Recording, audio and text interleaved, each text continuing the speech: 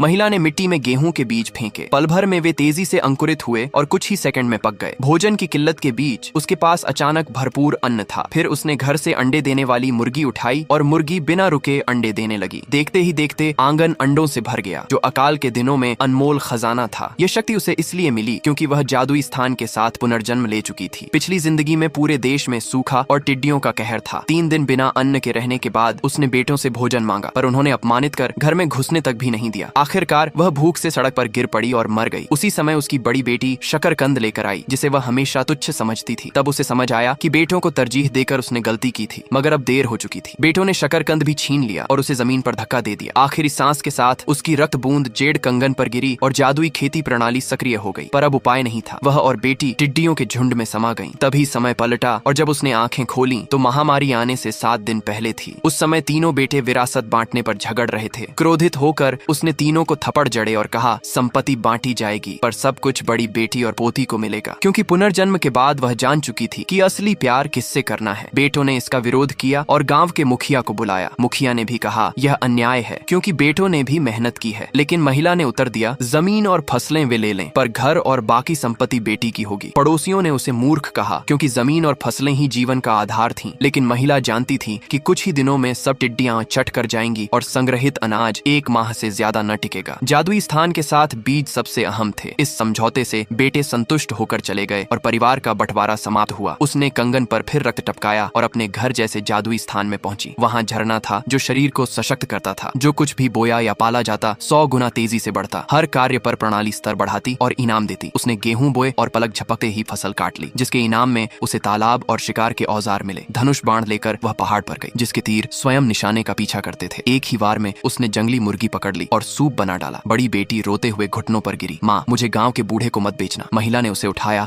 और कसम खाई कि अब कभी उसे मजबूर नहीं करेगी। उससे कहा, तुझे सबसे अच्छी जिंदगी दूंगी। बेटी ने झिझक कर हामी भरी। कुछ ही समय में परिवार की चर्चा गांव भर में फैल गई। ईर्ष्यालु लोग सह न सके और अपनी मुर्गियां मार डाली, ये जाने बिना कि वही महामारी में उनकी आखिरी उम्मीद थी। अगले दिन महिला ने मुखिया को सूखा और टिड्डी हमले की चेतावनी दी। मुखिया ने यकीन न किया, पर उसके जोर देने पर मान गया। इस बीच महिला अंडों की टोकरियां जमा कर रही थी, जिससे पति और बेटी हैरान थे। बाद में वह नदी पर गई और बिना चारा लगाए इंद्रधनुषी मछली पकड़ ली। कार्य पूरा होते ही 50 पकी कार्प उसे मिली, जो टोकरी में कूद गईं। ग्रामीण आश्चर्यचकित रह गए। फिर आखिरकार विपत्ति का दिन आया, लेकिन महिला के पास पर्याप्त भंडार था। पड़ोसी शंका में थे क्योंकि उस दिन असामान्य गर्मी थी। सब इकट्ठे होकर चर्चा करने लगे, कहीं सूखा सच तो नहीं है। मुखिया बोला, जब आपदा आएगी तो पत्थर पर अंडा पक जाएगा। उन्होंने अंडा लाकर पत्थर पर तोड़ा। कुछ ही मिनटों में वह पक गया। सब हैरान थे और तभी टिड्डियों का काला बादल आसमान ढकता हुआ गांव पर टूट पड़ा। उस पल सभी को विश्वास हुआ, महिला सच कह रही थी।